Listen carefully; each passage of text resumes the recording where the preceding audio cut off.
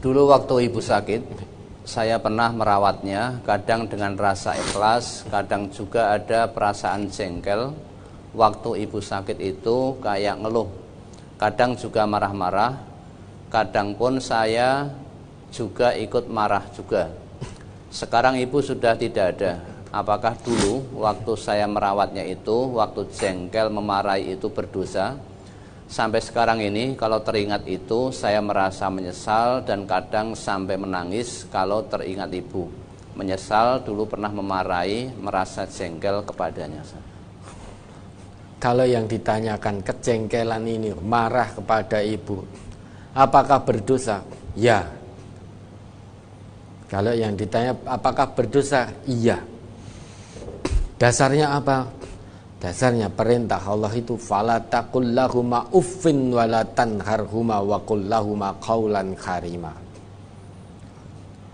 Ya, kita berkata saja kepada kedua orang tua kita tidak boleh, diharamkan oleh Allah. Ini kita artikan dalam arti kita artikan itu adalah seringan-ringan ucapan. Kita diperintah, padahal perintahnya sesuai syariat, kita tidak mau. Kita menjawab, itu seringan-ringan ungkapan, seringan-ringan ucapan yang keluar dari lisan kita. Untuk menunjukkan ketidaksukaan kita pada orang tua, untuk menunjukkan kejengkelan kita pada orang tua, sehingga kita berkata bukan hanya berkata sekarang dengan gestur tubuh pun sering dilakukan oleh anak-anak zaman sekarang. Mungkin pernah kita lakukan juga. Bentuk untuk menunjukkan kejengkelan kita pada orang tua, kita mencep. Itu saja diharamkan oleh Allah. Kalau satu perbuatan diharamkan oleh Allah kita lakukan, maka tentu kita mendapatkan dosa. Mencep saja. Apalagi sampai marah-marah, sedangkan Allah larang wala tanharhuma. Jangan kamu bentak, jangan kamu marah-marah. Kalau orang tuamu dalam pemeliharaanmu, harusnya bersyukur. Seorang anak ke orang tuanya dalam pemeliharaannya, maka harusnya bersyukur, artinya surganya didekatkan oleh Allah. Maka rohima anfu. Nabi kita sampai mengucapkan hal demikian 3 kali.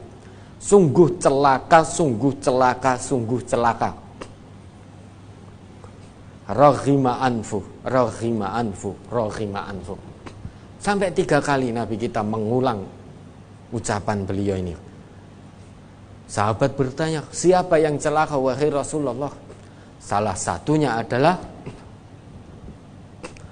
seseorang yang mana orang tuanya ada dalam perawatannya, kok tidak bisa mengantarkan dirinya masuk ke dalam surga.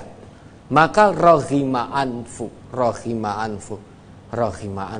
Sungguh binasa, sungguh rugi. Kalau ada seseorang di mana orang tuanya ada dalam perawatannya, kok tidak bisa mengantarkannya masuk ke surga di akhirat kelak, maka sungguh rugi, sungguh binasa. Maka harusnya bersyukur seorang anak, orang tuanya baik salah satu maupun keduanya dalam perawatannya, itu harusnya bersyukur, artinya surganya didekatkan oleh Allah. Peluang untuk meraih surganya Allah melalui orang tua itu sangat terbuka lebar. Dengan catatan tidak marah, tidak muka masam saat merawat, saat melayani, saat ngeladeni, tidak membentak-bentak, dan terus tetap dengan senang hati, dengan tersenyum dan lain sebagainya, tidak mengeluh, lelahnya tidak dirasakan, karena ini hanya mengharap ridha Allah. Lah bagaimana sekarang sudah terlanjur padahal orang tua sudah meninggal, mohon ampun kepada Allah. Sekarang menyesal, bahkan sampai menangis, menyesal, koyo-koyo pengen orang tuanya hidup lagi agar bisa berbakti lagi, agar bisa berbakti. Kenapa tidak dulu-dulu dilakukan? Padahal dulu juga sudah tahu bahwa perintah bakti pada orang tua itu wajib datangnya langsung dari Allah. Bahwa larangan membentak orang tua, larangan bermuka masam, larangan mengeluh ketika merawat orang tua itu datangnya langsung dari Allah.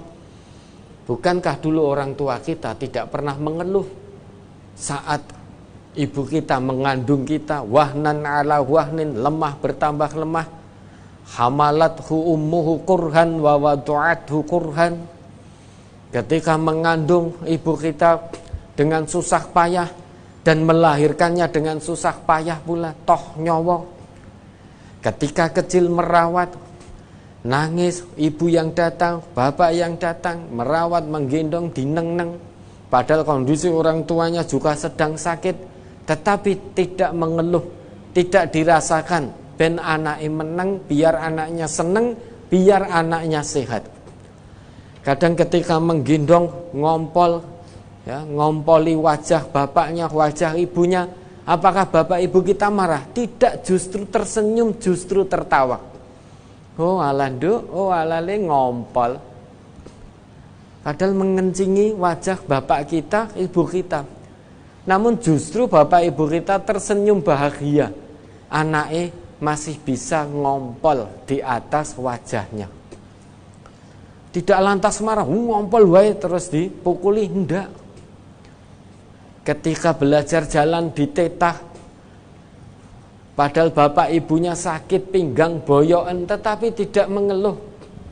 Lah kok giliran orang tua kita sudah semakin sepuh, butuh perawatan kita, lah kok kita mengeluh. Dulu ketika orang tua merawat kita, doa orang tua kita agar anak-anaknya itu diberi kesehatan oleh Allah, kesehatan yang maksimal, agar dipanjangkan usianya, kalau sakit agar segera disembuhkan. Tidak tega dengan sakit anak-anaknya, apalagi dengan patinya. Lah kita tidak. Anak-anak sekarang merawat orang tuanya, mengeluh dungone kapan matine, selak kesel, selak entek duwite, selak ini selak itu dan lain sebagainya. Nah maka sangat rugi dan sangat binasa bila seseorang merawat orang tuanya kok tidak bisa mengantarkannya menuju surganya Allah. Sangat rugi, sangat binasa. Kalau sudah terlanjur bagaimana? Mohon ampun kepada Allah, istighfar kepada Allah. Setelah istighfar apa yang dilakukan? Berbakti kepada Allah meski orang tua sudah meninggal. Caranya bagaimana? As-salatu alaihima, berdoa untuk keduanya. Wal istighfaru lahuma, memohonkan ampun untuk keduanya. Ya, wa ifaun bi'uqudihima min ba'di mautihima, menyempurnakan, menunaikan janji keduanya setelah keduanya meninggal. Setelah itu apa? Wa ikramu sodiqihima, ikram, hormat kepada sahabat kedua orang tua keduanya. Ya, tetap menjalin hubungan baik dengan sahabat-sahabat keduanya. Setelah itu wasilatur rahim allati la tusalu illa bihima, tetap menyambung silaturahim yang mana silaturahim itu tidak akan pernah kamu sambung kecuali hanya melalui kedua orang tuamu. Itu cara kita mohon ampun kepada Allah, istighfar kepada Allah.